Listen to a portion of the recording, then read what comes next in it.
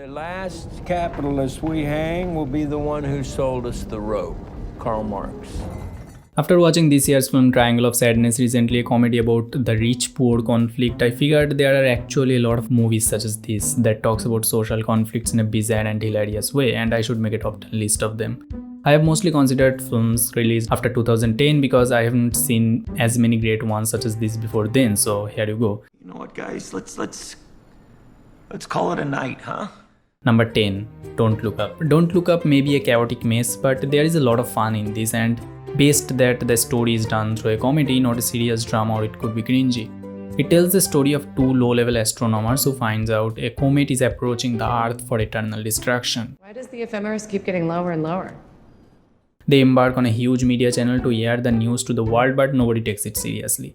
This sounds very, very exciting. Exploding stars, like stars actually explode. And the government tries to hide it by keeping a false peace. Don't Look Up is not a deep satire. It is easily accessible to what it tries to tell, but the performances and the writing is top-notch, and that makes it an engaging watch and both an enjoyable comedy and a destructive tragedy. This whole administration has completely lost their fucking mind, and I think we're all gonna die!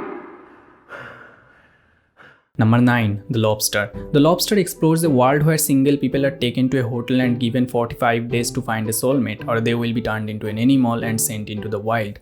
Now, have you thought of what animal you'd like to be if you end up alone? Yes, a lobster. It is a satire on modern dating where people create fake personalities to find a match, and after all, when they don't, they get devoided by society. It's no coincidence that the targets are shaped like single people and not couples. It has so many underlined humorous reflections on love, sex, and friendships in general. The director's other features also have the same kind of ambiguity in them, and it is no different. The Lobster is surreal and funny, completed with an outstanding script. It is shot so interestingly, and the color grading is also great, making it so eye-catchy. Look what I brought you. Oh, thank you so much. I'm so hungry. I'll eat it right away. It's a bigger flashlight. Oh, I'm sorry. It's so big. I thought it was a rabbit. Number 8. Birdman, or the Unexpected Virtue of Ignorance. Birdman looks inside a washed-up superhero actor trying to get through life. Now he's trying to lead an artistic life by directing, writing, and starring in a play called What You Talk About When You Talk About Love. However, the artistic life doesn't suit him very much amongst the chaotic crew. I'm gonna grab up on your ass and choke you out! I'm gonna fucking choke! Birdman is a straightforward film but very entertaining drama that explores the true relationship between people and art. They love this shit. They love blood. They love action. Not this talky, depressing, philosophical bullshit. It is a chaotic film, as is the world, and has a very good sense of artists, critics, and the audience that it creates an interesting mix of all those topics. The performances regardless say are tremendous, and the one-shot cinematography brings in some extra joy.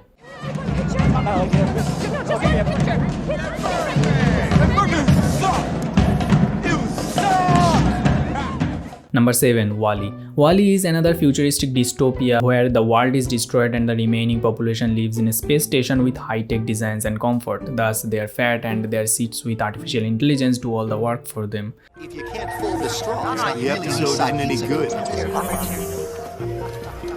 The plot revolves around a waste collecting machine on the Earth that finds a seedling and is adored by it. However, when a robot is sent to Earth to get that plant, WALL-E follows it into the vast space.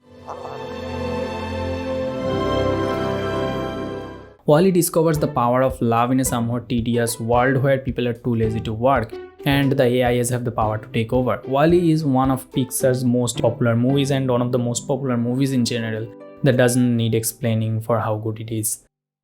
Number 6. World of Tomorrow. World of Tomorrow is a trilogy of short films directed by Don Harsfeld, who directed It's Such a Beautiful Day. World of Tomorrow is about a little girl who is introduced to her older self that comes to her in the past to meet her and tell her how the world is going to be destroyed and the life will go on through some kind of cloning process. One day, when you are old enough, you will be impregnated with a perfect clone of yourself. You will later upload all of your memories into this healthy new body. While the girl's older self talks her through it, her younger self lives in her own world and understands nothing. I had lunch today. World of Tomorrow is such a precise film in about an hour that needs to be seen. It is not possible to embrace it in few words, but at most it is a social satire that encapsulates a thin line between human emotions and technology. I no longer fall in love with rocks.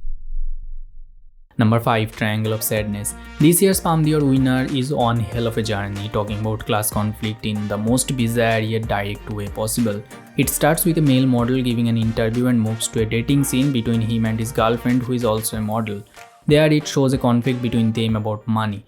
You said you were going to pay for food today. At the end of the meal, you said, "Thanks. Tomorrow I'll get it." From this moment on, Triangle of Sadness reflects what it is going to be. The film mostly revolves around a group of rich people on a luxury ship on a holiday that doesn't go very relaxing. The photography in this film is bright and gorgeous. The writing is hilarious, and most of the time I was like confused or laughing or both together. Overall, this is a smart satire and a very enjoyable film that needs to be experienced than watched. I command you, enjoy the moment. Now, please. Number 4. Parasite. Already known to many, Parasite is a smart social satire on the class conflict that centers around a poor family taking over a rich residence by creating a character and taking different jobs at the house. 아 잠깐. 제시카 외동딸 일리노이 시카고 과선배는 김치모 그는 네 사촌. The film won several awards and is regarded as one of the finest films of this century. And while considering a list of social satire movies, this is easily one of the finest. 부자인데 착하다니까. 부자인데 착해가 아니라 부자니까 착한 거지. 뭔 소리인지 알아? Bong Joon-ho's direction is excellent, the montages are great, the scenes are crafted perfectly, and the background music is cherry top of the cake. Overall, this is a memorable movie that has a lot to say, and what matters even more is how undeniably amusing it is. Number 3. The Square. From the director of Triangle of Sadness, The Square 2 won the Palme d'Or back in 2017 and is even better. The Square er en frizone, hvor tillid og omsorg råder. It tells the story of an art curator at a museum that set up a new exhibit that turns out to be controversial. Har vi et klip liggende på vores YouTube-kanal, hvor der er et barn, der bliver sprængt i stykker? It doesn't center on one plot but around different conflicts centering on the protagonist. Just like Triangle of Sadness, this is surreal and oddly funny. At every moment it leaves a question to its audience about humankind. The film does not seem to dwell too much on those topics but fast forward to something even unique. The character of Elizabeth Moss as the reporter and Elisandro Edward as the young boy are absolutely hysterical. Cunt. Did you say cunt? Cunt. Okay.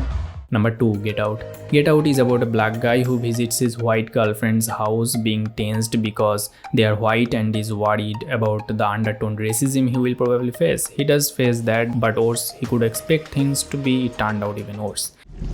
Get out. Get Out intriguingly explores modern day racism.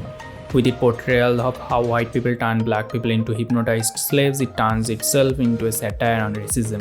The film is both a horror and in 80% a comedy. Oh shit! Chris, you gotta get the fuck up out of there, man. You in some eye-wide shut situation. Leave, motherfucker! The performance by Daniel Kaluuya is awesome, but most importantly, the screenplay that has been praised over and over is the real gem of this movie that brings it to realism despite having an unrealistic twist. I would have voted for Obama for a third term if I could. Number 1. Wild Tales. Wild Tales is a Spanish anthology film based on 6 short films about people who falls into some unwanted dilemmas which cause their lives to be changed forever.